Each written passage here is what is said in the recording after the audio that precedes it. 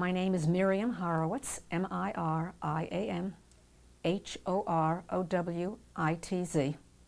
This is July 21st, 1995. I'm interviewing survivor Mordecai Topel in his home in Teaneck, New Jersey, in the United States. Would you tell us your name, please, and spell it? My name is Mordecai Topel, Mordecai Topel. Was that your name at birth? Yes, it was the very same name, but maybe my first name had a different spelling, which was spelled a little differently. It was spelled Mordka. What is your birth date, please? I was born June 30th, 1920. And your age is? Will be now 75. And the city of your birth, please spell it, and the country. The city of my birth is Ostrowiec, which is spelled Ostrowiec.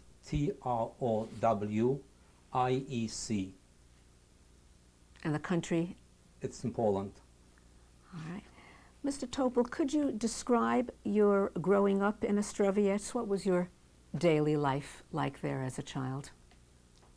My daily life until the age of 4, we had, as far as I'm able to recollect, I'm sure it was a very nice family life. Unfortunately, when I was 4 years old, my dear mother passed away at the age of 24, and 3 children were left behind.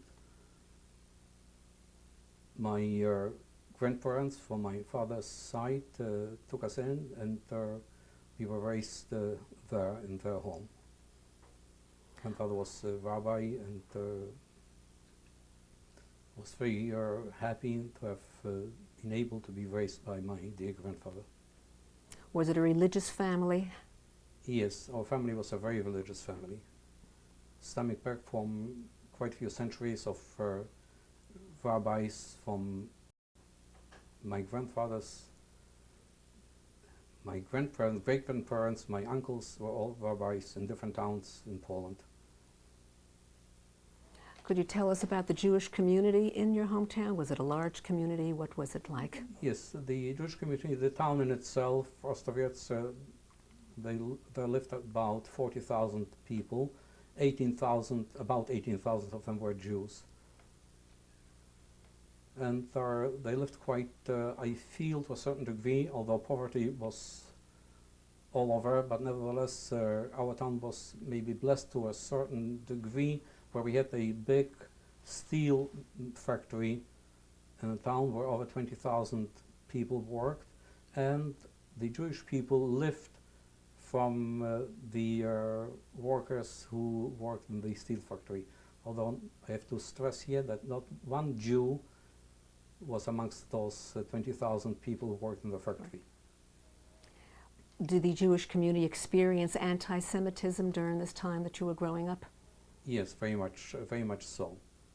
We experienced a lot of anti-Semitism, and especially whatever I experienced in my school years, whilst I attended, after finishing my Hebrew studies at the Yavne school, I had to attend a non-Jewish school for purposes of being able to receive an immigration certificate to go to Palestine.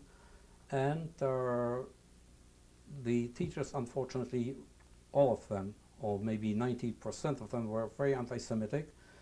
And also the fellow students. In a class of 60, there were only about 4, sometimes 5 Jewish students.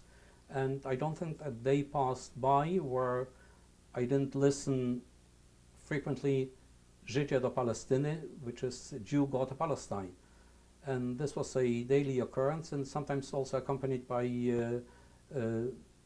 beatings and harm.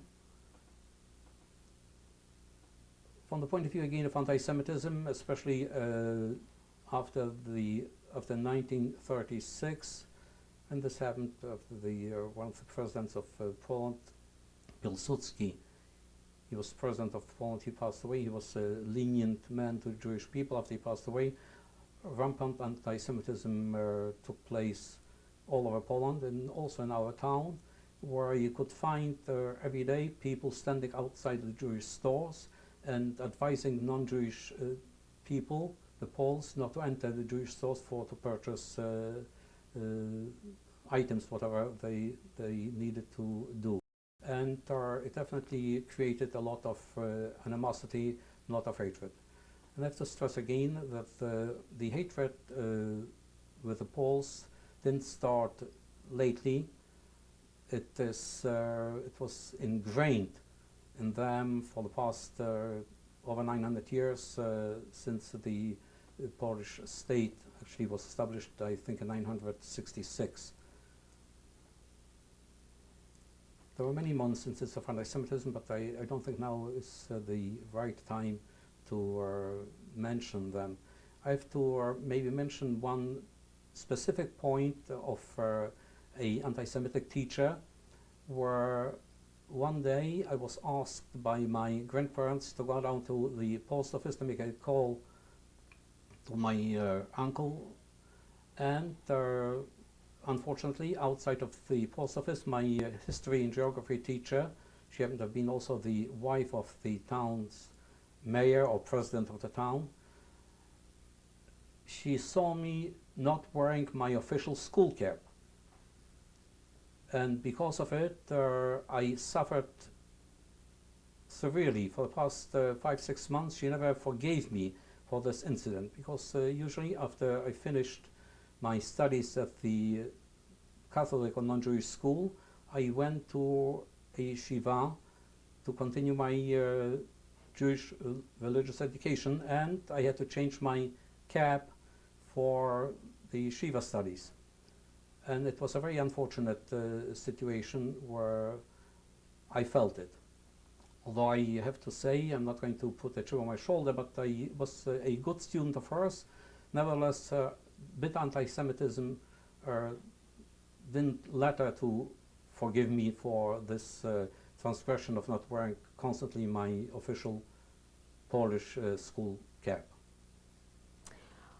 Before September 1939, were you aware of the things that were occurring in Germany? Were you aware of some of the dangers to the Jews?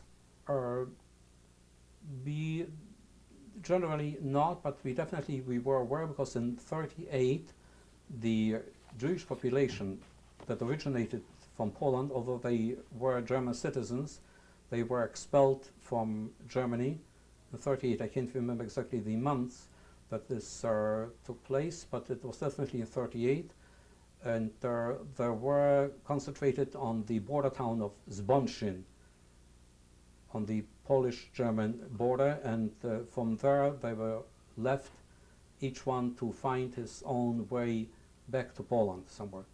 This was the first indication of what was going on in Germany. Otherwise, people try to carry on with their daily lives, and whoever tried to take notice of whatever's happening did, and people came to the United States, and some of them went to Israel. I have to say, in 1937, a known man in Jewish history, Zev Jabotinsky, he came to visit our town, and he warned the Jews, whoever was able to get out should get out. Did you or your family think about leaving?